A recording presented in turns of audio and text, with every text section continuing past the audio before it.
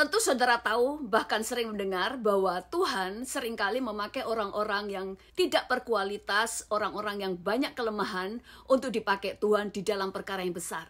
Tetapi jangan salah paham, walaupun Tuhan bisa memakai siapa saja, orang-orang yang tidak punya kualitas, orang-orang yang lemah, tetapi mereka semuanya punya dua hal yang sama. Kita akan bahas setelah ini.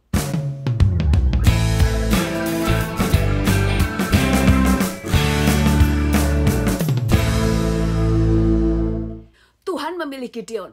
Gideon adalah seorang penakut, tetapi justru dia memilih dia di antara bangsa Israel untuk memimpin peperangan. Demikian juga dengan Musa. Musa itu orangnya cepat gugup. Dia nggak bisa ngomong. Itu sebabnya dia berkata kepada Tuhan, aku nggak bisa bicara. Kenapa? Karena dia cepat nervous. Dia bukan orang yang pede. Itu sebabnya pada waktu Tuhan memakai dia butuh ada teman untuk membangkitkan kepercayaan dirinya. Dia bukan seorang pemberani, tetapi Tuhan justru memilih dia. Kenapa nggak memilih satu orang saja, yaitu Harun? Jadi tidak perlu dua orang, tetapi justru Tuhan memilih Musa. Dan Harun dipakai Tuhan untuk membantu Musa. Demikian juga dengan Paulus. Paulus adalah seorang pembunuh yang sangat kejam. Dia santai saja pada waktu dia melihat Stefanus dirajam dengan batu. Demikian juga dengan Abraham. Abraham tidak mengenal Allah. Dan dia seorang penyembah berhala. Tetapi justru Tuhan memanggil dia. Demikian juga dengan Daud. Daud seorang yang tertolak. Di antara saudara-saudaranya, Daud paling kecil, tidak gagah, tidak kekar. Itu sebabnya hanya Daud yang tidak menjadi tentara. Tetapi justru Tuhan memilih dia, bukan saudara-saudaranya. Demikian juga dengan Yakub. Yakub adalah seorang penipu. Tetapi justru Tuhan tertarik untuk memakai Yakub. Dan masih banyak contoh-contoh yang lainnya. Tetapi yang saya mau kita semua belajar di sini adalah dari semua kekurangan dan kelemahan mereka, ada dua hal yang sama. Kenapa Tuhan memilih mereka? Yang pertama adalah ketulusan. Yang kedua adalah ketaatan. Kalau kita pelajari mereka semuanya adalah orang-orang yang tulus.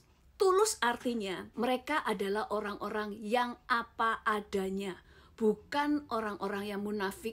Mereka bukan orang yang ingin terlihat baik di hadapan manusia. Mereka tidak takut diketahui kelemahannya. Mereka tidak berusaha menyenangkan orang lain dengan hidup di dalam kepura-puraan. Dan yang kedua, mereka adalah orang-orang yang taat. Itu sebabnya kenapa firman Tuhan berkata, manusia melihat apa yang kelihatan, tetapi Tuhan melihat hati. Apa yang Tuhan lihat dari hati mereka? Ketulusan dan ketaatan. Walaupun Paulus membunuh banyak orang Kristen pada saat itu, sebenarnya dia melakukannya dengan ketulusan, yaitu dia berpikir bahwa dia melakukannya untuk Allah. Dia berpikir yang dia lakukan adalah benar. Dan apa yang dia lakukan adalah dengan motivasi taat. Itu sebabnya Tuhan memanggil dia untuk meluruskan pikiran dia yang salah. Dan Tuhan bisa memakai dia dengan luar biasa. Yakub adalah seorang penipu. Yakub tahu dia tidak bisa hidup tanpa berkat yang dari Tuhan. Itu sebabnya dia berusaha untuk mendapatkan hak kesulungan. Walaupun dia punya resiko yang sangat besar untuk merebut hak kesulungan dari kakaknya. Yang pertama, dia bisa dibenci bapaknya. Yang kedua, dia pasti bisa dibunuh oleh kakaknya sendiri. Dia berani menanggung resiko semuanya karena dia tahu dia hanya butuh Allah. Itulah yang menarik hati Tuhan dari hati Yakub. Di dalam Amsal 14 ayat 32 berkata, orang fasik dirobohkan karena kejahatannya, tetapi orang benar mendapat perlindungan dari ketulusannya. Yudas juga punya kelemahan, sama seperti Petrus.